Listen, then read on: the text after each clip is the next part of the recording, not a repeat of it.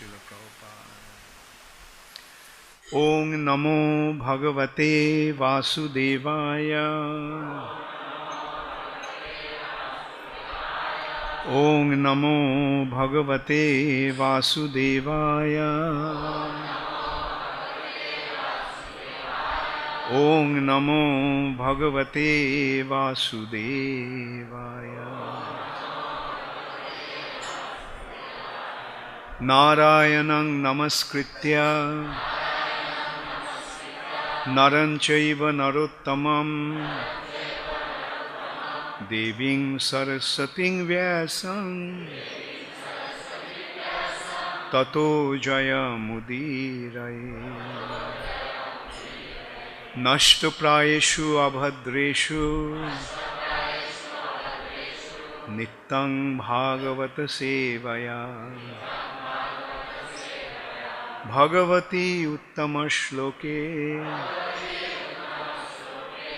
Bhaktir Bhavati Naishtiki.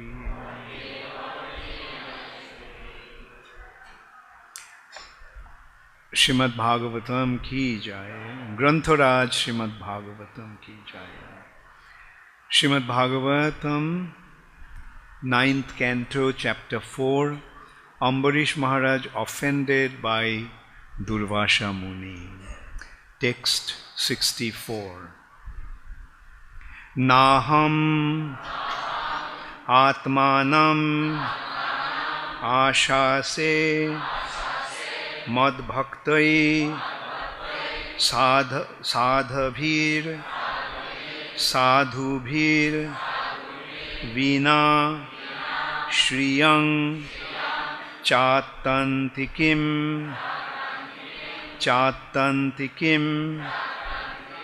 Brahman Yesham Gatir Aham Para Naham Atmanam Ashase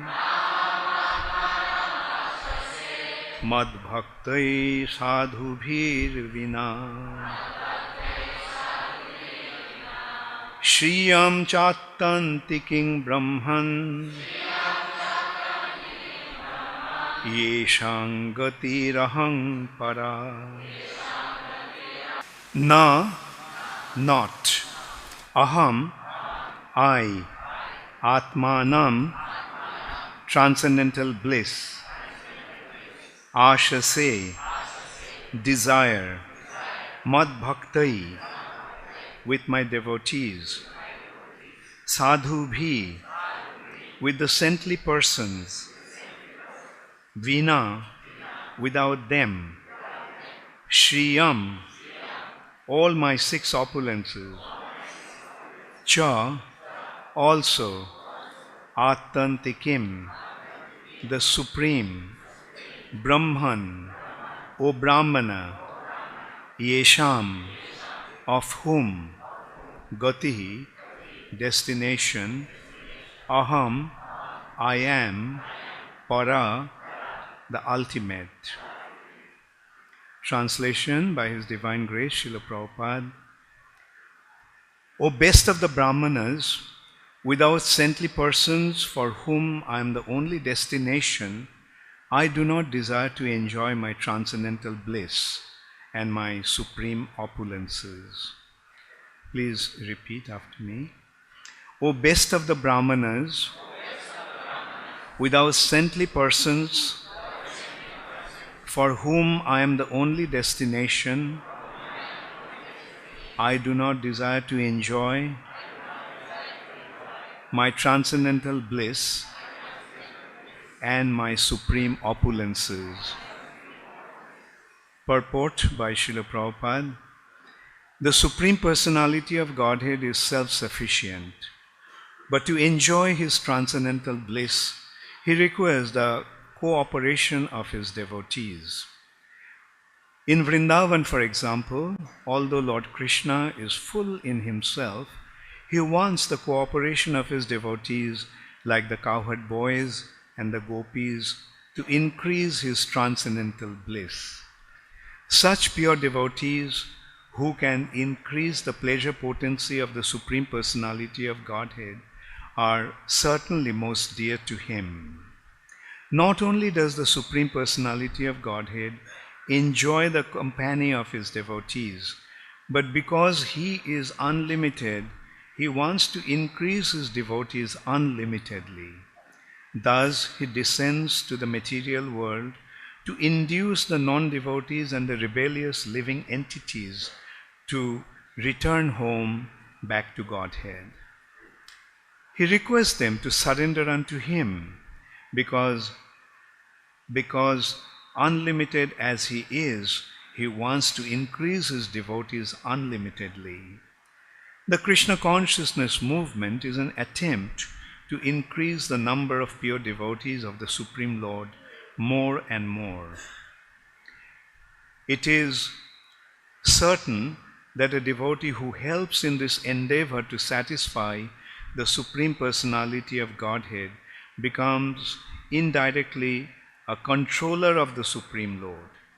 Although the Supreme Lord is full in 6 opulences, he does not feel transcendental bliss without his devotees.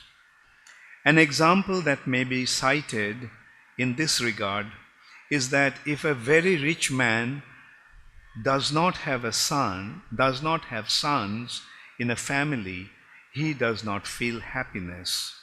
Indeed, sometimes a rich man adopts a son to complete his happiness. The science of transcendental bliss is known to the pure devotee. Therefore, the pure devotee is always engaged in increasing the transcendental happiness of the Lord. Om Ajnana Timirandhasya Jnananjana Shalakaya Chakshurunmilitang Jena Tasmai Shri Gurave Namaha. Shri Chaitanya Manobhishthang Sthapitang Yena Bhutale Swayam Rupa Kadamaiham Dadati Swapadantikam. Shri Krishna Chaitanya Prabhu Nityananda Shri Advaita Gadadhar Shivashadi Gaura Bhakta Vrinda. Hare Krishna, Krishna Krishna, Hare Hare, Hare Rama, Rama Rama, Hare Hare. Srila Prabhupada ki jai. Hare Krishna. It's a wonderful experience to be back in Mayapur, to be in your midst, and I can see, besides the regular inhabitants of Mayapur Dham, there are many new faces also. Welcome to all of you to the holy Dham of Sri Chaitanya Mahaprabhu. Hare Krishna, Gaur Premanande, Hare Hare. So just to give a little background, this chapter is describing Manu's offsprings. Manu's son was Nabhaga, and Nabhaga's son was Nabhaga. And Nabhaga was very much absorbed in spiritual activities, so he spent many years in his guru's ashram, Gurukul. Now, in his absence, his brothers divided the father's property among themselves. So when Nabhaga returned, there was nothing left for him. So he approached the brothers. What's the matter? Where is my share? So they said, your share is the father. So he went to his father and told what happened. And so father gave him 2 mantras. He said, you chant this mantra in solitude. So when he chanted these mantras, Angira Rishi, Brahma's son, and other great saintly personalities, the sages, also appeared there. And they offered him the what they have acquired from various sacrifices, a huge amount of wealth. Because in sacrifices the custom is to offer in the sacrifice. The kings perform the sacrifices very opulently, and they remain in the custody of the sages. So they gave all their accumulated wealth to Nabhaga. At that time Lord Shiva appeared and claimed that that's actually his property. And so he challenged him, but Lord Shiva became very pleased with Nabhaga's attitude, his behavior, his submissive attitude. So Lord Shiva said, okay, fine. I am satisfied with you, so take everything. So Nabhaga's son was Ambarish Maharaj. And Ambarish Maharaj was the ruler of the entire earth planet, including the oceans. Those days, there used to be one ruler of the entire earth planet. That is actually the standard. Every planet has one ruler. Like sun planet has one ruler, Suryadev, Vivashwan. Moon planet, Somdev. This is how every planet has one ruler. Like Brihaspati, Sukracharya, and Buddha and Mercury, so forth. So similarly, Earth planet also used to have one ruler. But in Kali Yuga that system has been lost. And instead of rulers ruling the planet and the subordinate rulers ruling the different areas of the planet under their authority, under the authority structure of one ruler who is to be the supreme ruler of the planet, in place of that has come democracy. Anyway, so we are seeing what happens when that system goes and this system comes in. Anyway, let's not get into that. The point is, those days, one person used to rule the entire earth planet. Like Yudhishthir Maharaj, when he became the king, he became the supreme ruler, and all other kings became subservient to him. So that was the case with all the time in the past. And Ambarish Maharaj was one such ruler. Now these rulers were all Rajarshis. They are actually rishis, they are saints. Assume the role of a king. Raja means a king, a rishi means a sage or a saint. Saintly kings. Just as Krishna mentioned in Bhagavad Gita, Imam Rajarshayo Bidu. How this transcendental knowledge of Bhagavad Gita was flowing through these saintly kings. Rajarshis, Imam Rajarshayo Bidu. So that was the custom. And Ambarish Maharaj was one such personality, extremely saintly. Saintly means one who recognizes the futility of the material nature and doesn't get attached to the material activity, material nature, or sense-gratifying activities. They recognize, they understand the senses are not for enjoyment. Senses are not meant for body's pleasure. The senses are meant for serving Krishna. Rishikena Rishikesha Sevanam Bhaktir Uchyate. Rishikena, Rishik means the senses. Rishikena means by the senses. Rishikesha, the Lord of the senses. Who is the Lord of the senses? Krishna. Therefore, another name of Krishna is Rishikesh. So, Sevanam, serving him, is called bhakti. Serving the Lord of the senses with the senses is called bhakti. And Ambarish Maharaj set a wonderful example for that.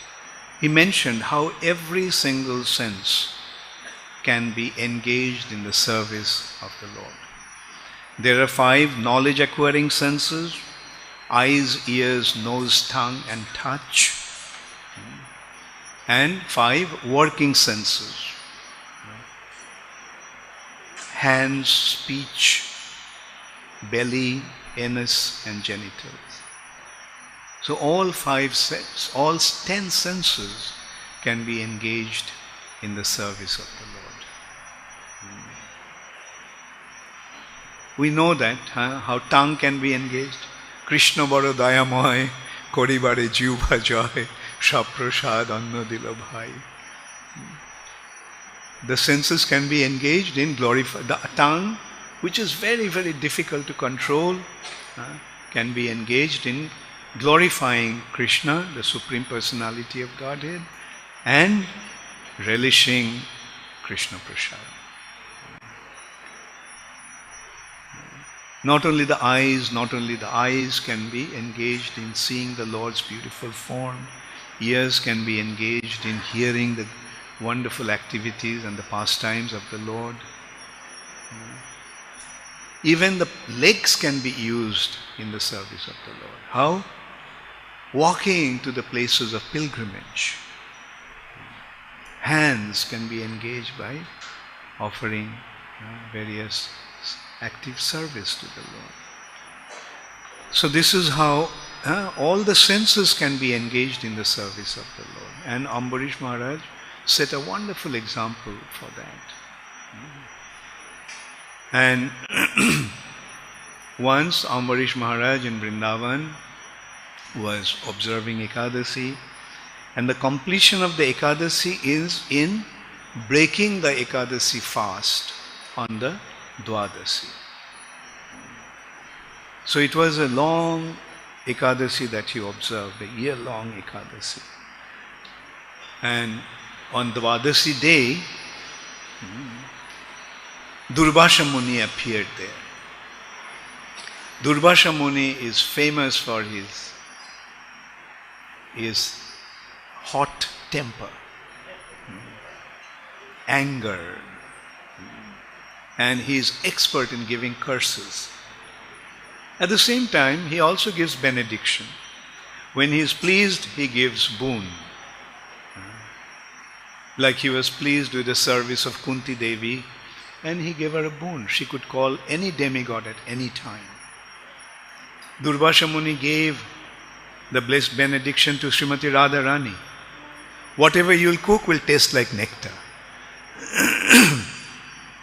So, this is how, the same Durvasha Muni, although he was famous for his anger and cursing others due to that, but at the same time, he also was expert in giving benediction. But here, he actually made a mistake.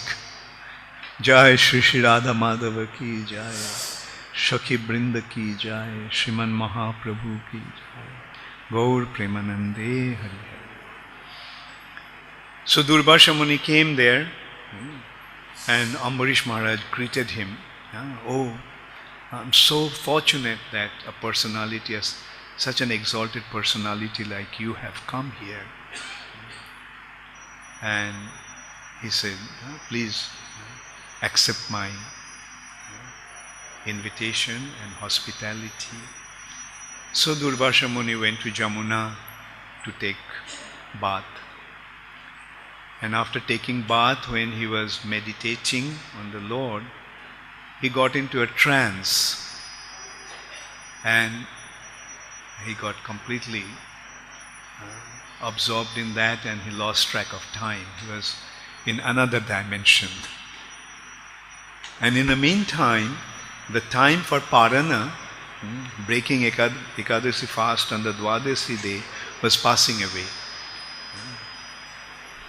About to pass away. So the Brahmanas advised Ambarish Maharaj that please, you have to break your fast.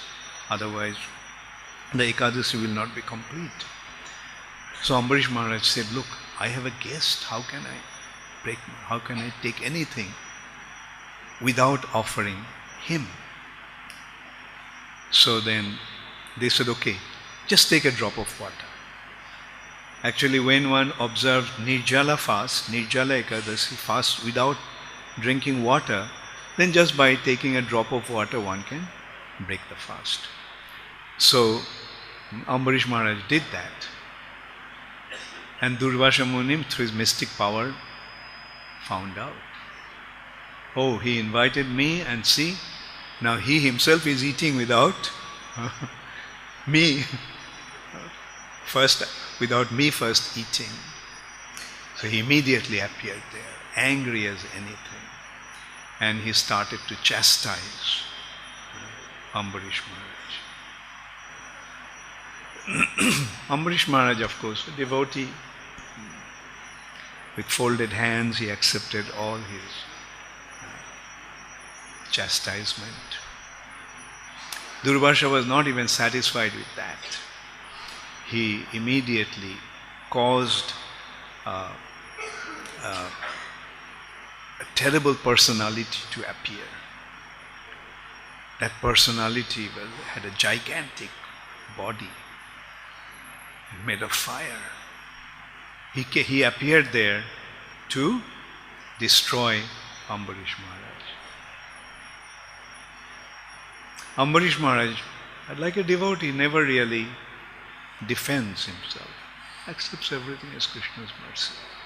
Maro bhi rakho bhi jo ichha tohara. Whether you want to keep me, whether you want to kill me, it's up to you. That is the attitude of a devotee. He doesn't want to defend himself. He accepts everything as Krishna's mercy. If it's an occasion when I'm going to lose my life, I'm prepared to accept it as your mercy. You want me to die, so I'll die. But although Ambarish Maharaj did not defend himself, Lord Sudarshan Chakra, that is patrolling everywhere. Lord Sudarshan Chakra, although we do not see him, and the Vishnu Dutas also, they're patrolling everywhere. Whenever they see that a devotee is in distress, they appear there. Like we saw in case of Ajamil, just happened to chant the name of Krishna at the time of death, Narayana. And immediately Vishnu Dutas came. Oh, here is a person, Jamadutas have come to take him. Okay, I will take care of them. Similarly, Sudarshan Chakra immediately appeared there and destroyed this gigantic demon who was trying to attack Ambarish Maharaj. Destroyed him. And the Sudarshan Chakra now is going to take care of Durvasa Muni. Very, very exalted personality. Durvasa Muni is a personification of Lord Shiva's energy. But that personality is now in distress. So he saw the Sudarshan Chakra is coming, so he ran. With his mystic power, he could run so fast that he could run faster than Sudarshan Chakra. So he is running, Sudarshan Chakra is chasing him. So he went to various places.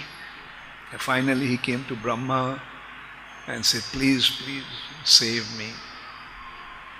Brahma said, I can't. He went to Lord Shiva. Lord Shiva also said, sorry, I can't. Then he went to Vaikuntha and he appealed to Narayana.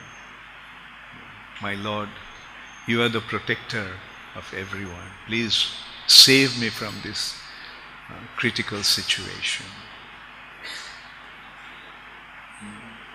So now, this is what Narayan is saying.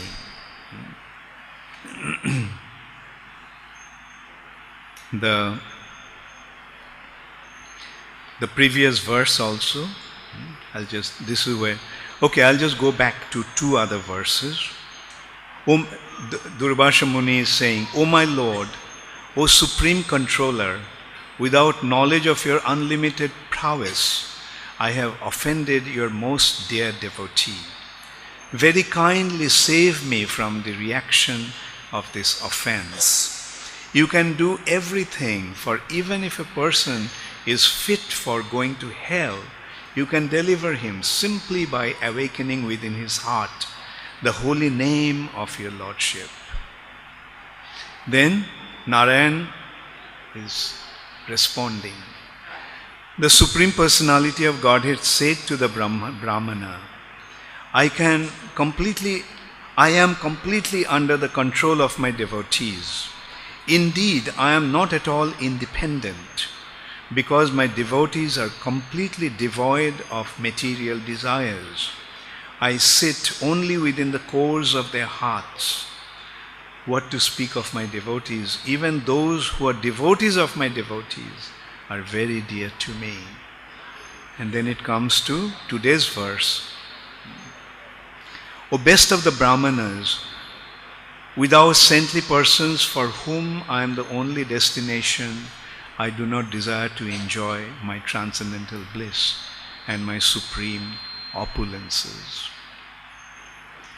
So this actually shows how dear the devotees are to Krishna. Krishna is the supreme enjoyer, but Krishna cannot enjoy by himself. Although he is self-sufficient,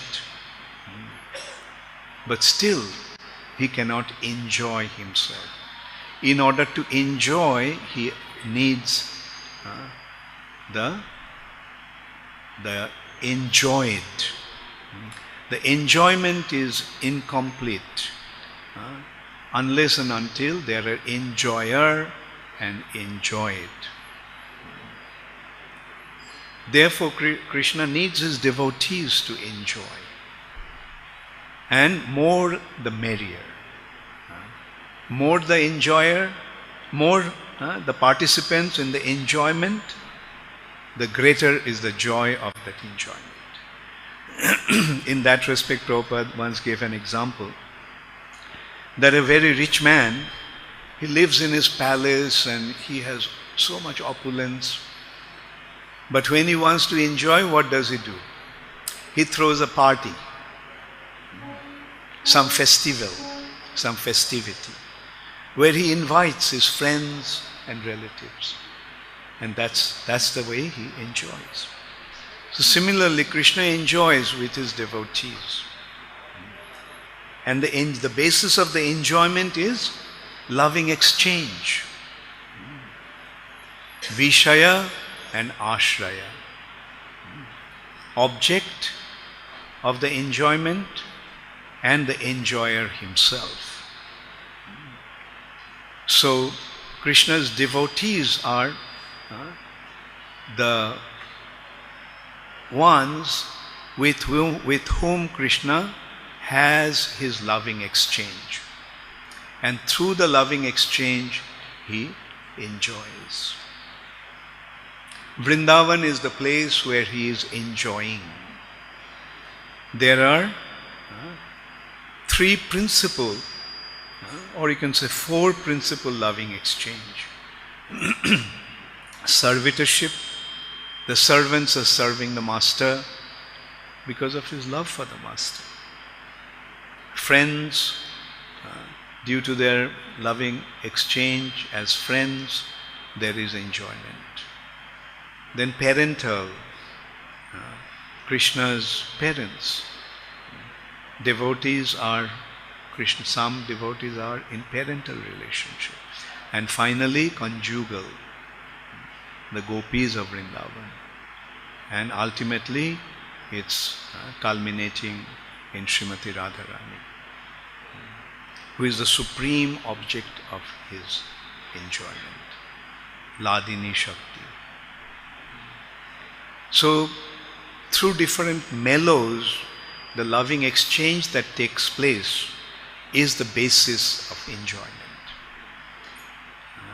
Iti driksha lilabhir ananda kunde shaghoshang nimajjantam akkhappayantam. We sing Damodar Ashtakam. Today it's starting.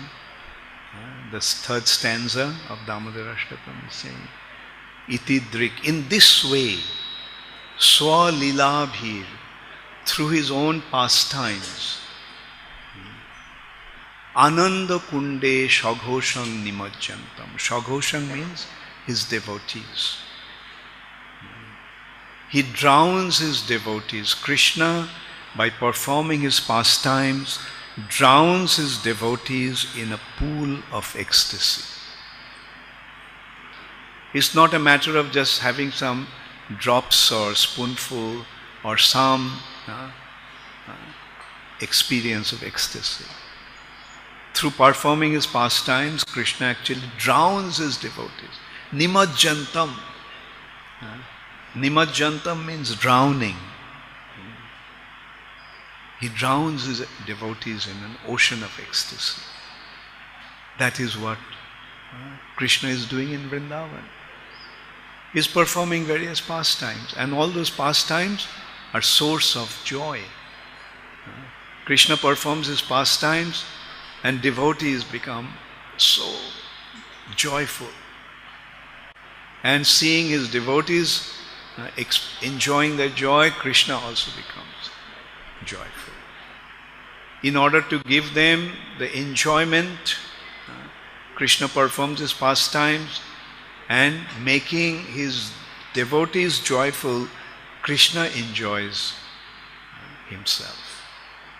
That is the loving exchange. That is Vrindavan, the place of love. And in Navadvip, the same Krishna, as Sri Chaitanya Mahaprabhu, is distributing that Krishna Prem. In Vrindavan, Krishna is experiencing Krishna Prem. And in Navadvip, here, Sri Chaitanya Mahaprabhu is distributing that Krishna Prem. Namo Mahavadannaya Krishna Prema Pradayate. Pradayate, he is distributing that Krishna Prem. In this respect, there is a very beautiful anecdote. It is a colloquial anecdote from Vrindavan. That one day Radharani went to Nandagram, Krishna, in the house of Nanda Maharaj. She was very happy to see everything. So at the end, when she was about to leave, Nanda Maharaj asked her, so Lali, how did you like this? Like your stay in Braj? She said, everything was fine, but there is one thing that kind of made me feel a little unhappy. Oh, in Braj you felt unhappy. What happened? What is that? She said, you see, Krishna was distributing his prasad to everybody, and only those who had pots got the prasad. In Hindi or in Braj and Sanskrit also, the pot is called patra. Patra. So those who had pots, they could have Krishna's mercy. And those who did not, they had to leave and somehow get some pot in order to get the mercy. He said, why this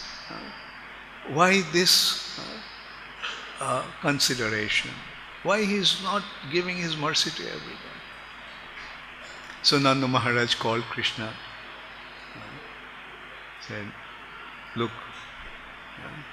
Radhika is dissatisfied.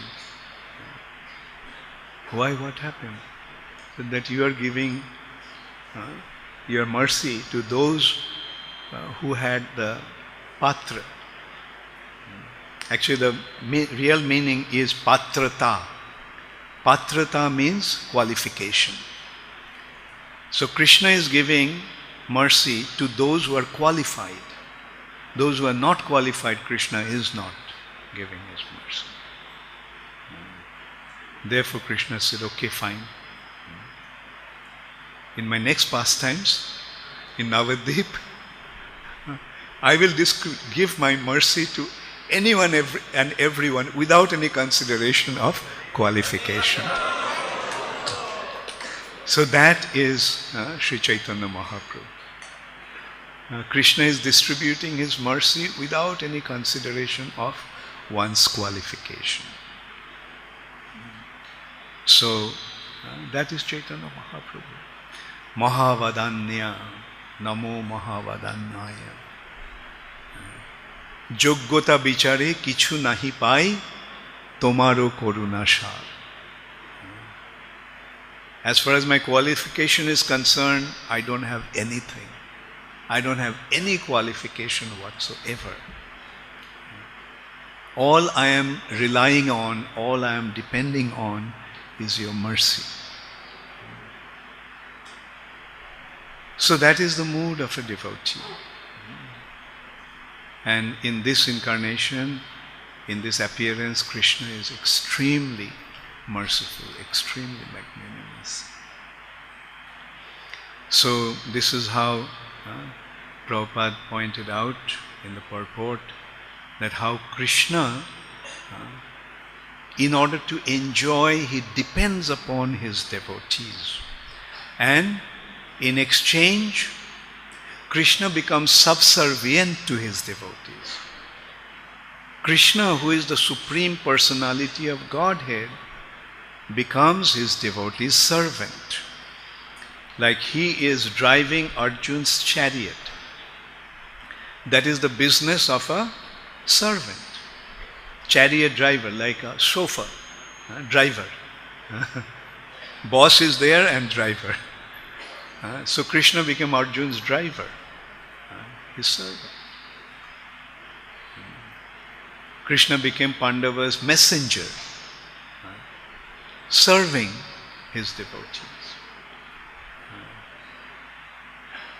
In this way, when one becomes engaged in serving Krishna with love and devotion, then Krishna becomes conquered by him. Although Krishna is Ajita,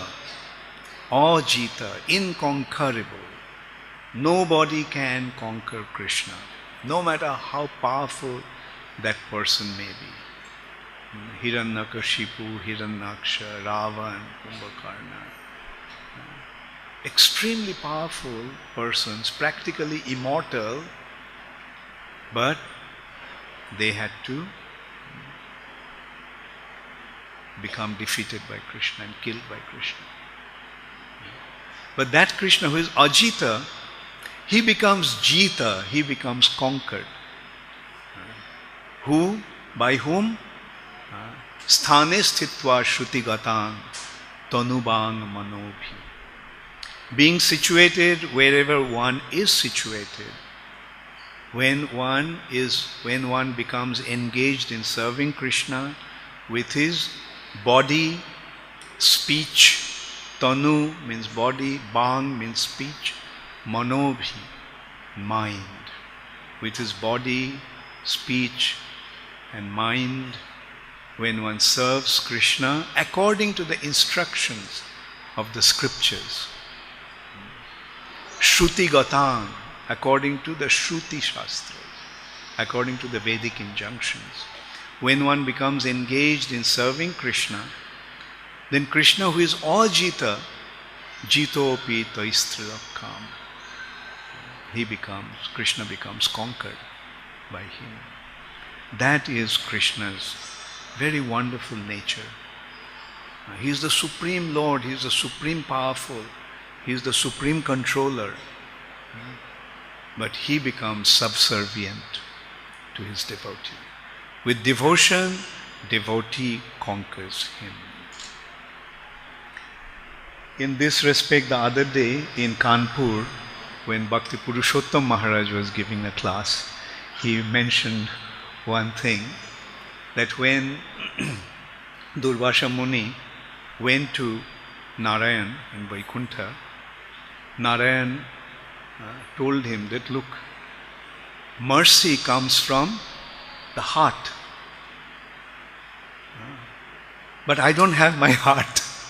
My heart is given off to my devotees have taken my heart away.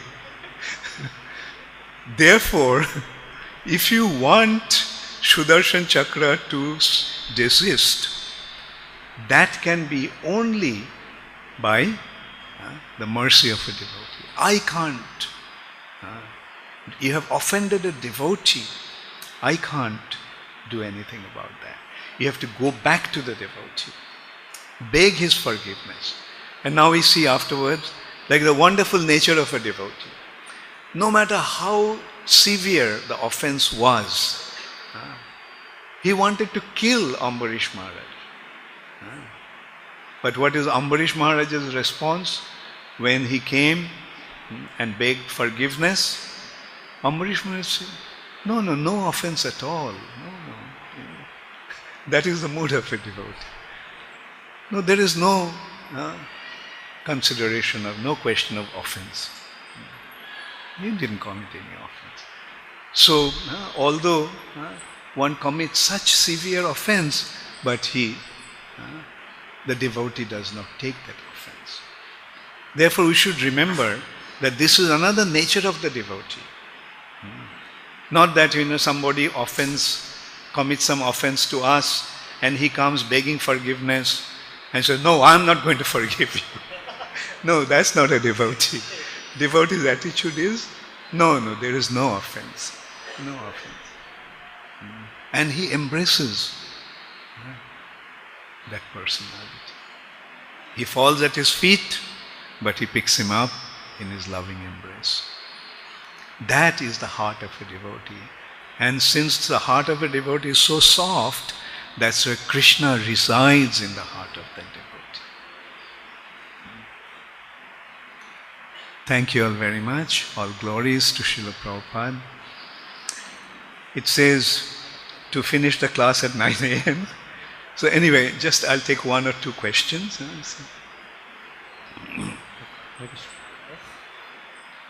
I know anger is very dangerous for angry. Anger, yeah. Is very dangerous for practicing our devotional service. So I have two questions. What is the root cause for this anger and how can we control this anger? How can we control? How was the root of anger? The root of anger is mode of passion.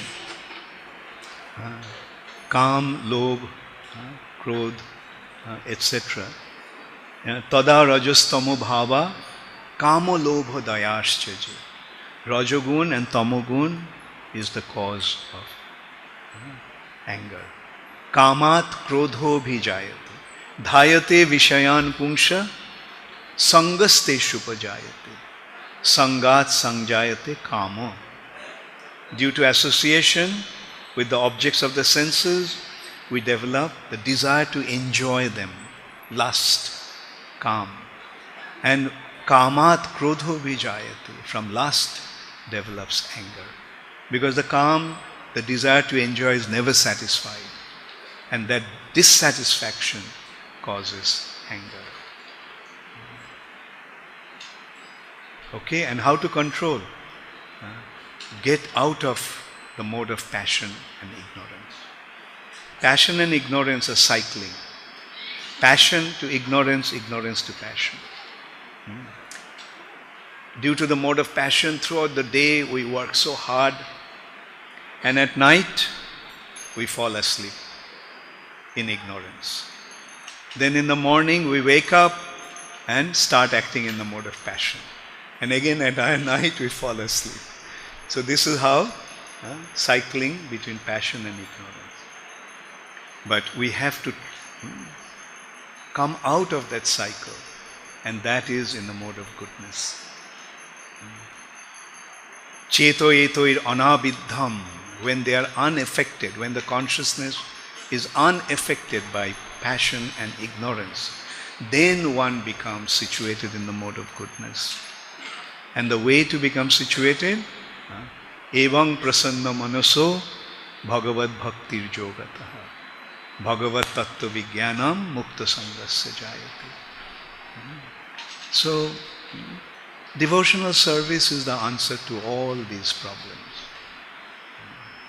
Then comes another consideration. Then all these, lust, greed, anger, etc., can be used in Krishna's service. Kam Krishna karmarpana. Lust can be engaged in rendering devotional service to Krishna. Krodh bhakta dveshi jane. Anger towards those who are offensive to the Supreme Personality of Godhead and His devotees. Like Hanuman. Just single-handedly he destroyed Ravan's, not only Ravan's favorite garden, not only he burnt the whole Lanka, like he also killed Ravan's son, and one whole Akshavini soldier of Ravana was destroyed by Hanuman alone. So that's a devotee. And pride, yes, devotee also has his pride. I am a devotee. Angad, Bali's son, he went to Ravan as a messenger from Lord Ramchandra. That, why are you fighting? Return his wife and don't get into a fight. That was the message he was carrying. So Ravan just treated him like an ordinary monkey. He was sitting high up in a throne and he was down there. And Angad thought, this guy is a demon, an offender to Lord Ram, and he is going to be in such an elevated position. So with twisting his tail, he created an asan which was higher than Ravana's. And from there he was communicating with Ravana. Pride. Yes. Pride. I'm a devotee of the Lord. And who are you? Offender, a demon, an insignificant, misguided spirit soul. So that is the pride of a devotee. So this is how in devotion all these can be also engaged. Okay, so last question, yes. Give the mic to him.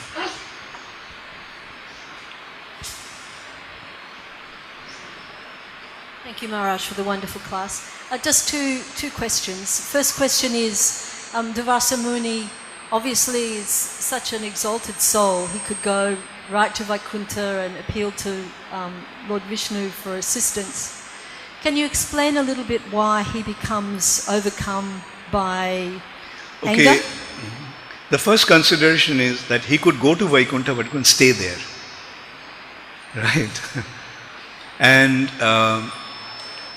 you see, these saintly personalities they act as an instrument in the hands of the Lord's arrangement. Like there was a need for that. There was a need for, say for example, Ravan to become Ravan. Because Krishna's pastime is like a drama. And the drama must have conflict. Right? Without conflict there cannot be any drama. Like there cannot be excitement without conflict. So, there is a need for, while the Lord is the hero, there is a villain. But in the ultimate issue, they all are actually Lord's associates. So like a king, when a king organizes a drama, the actors and actresses are king's people, not just any Tom, Dick and Harry. And they play the role according to the script. So that's, and Jogomaya actually organizes the script. And the good drama has two aspects. One is entertainment and other is education. So Krishna's pastimes, actually the drama is a reflection of Krishna's pastimes. So just for our convenience, we are just drawing the line similarly. Like Krishna's pastimes, creates excitement and enjoyment in the hearts of his devotees. And it carries a very, very important message. Sarva dharman parityajya mamekam sharanam braja. That is the ultimate teaching of all his drama. Thank you very much, Maharaj. Thank you. The other question is, can you explain a little bit about the Kodashi Purana? Because sometimes the breaking of a Kodashi fast, why we have the particular times, for example, must be between 5 a.m., 6 a.m. Can you explain a little bit about that? Is it just astrological or? Yeah, it is an astrological calculation, because before certain time, it has to be broken. The vow takes place by taking the vow. I will observe. On the day of Dashami, the day before Ekadashi, one actually takes the vow that I will observe Ekadasi tomorrow in this way. And then at the end of observing the vow, he actually breaks it to complete the Ekadasi. And that is the param. So if you didn't break fast on that, between that particular time, then it would be that you actually didn't follow a Kodashi properly and you would have to do it on the Triyodashi? Yeah. The proper observance is that it is broken. Ekadasi vow is, I would say, Ekadasi vow is completed within certain time. Thank you very much. Hare Krishna. All glories to Srila Prabhupada. Gaur Premanande. Hari Hari.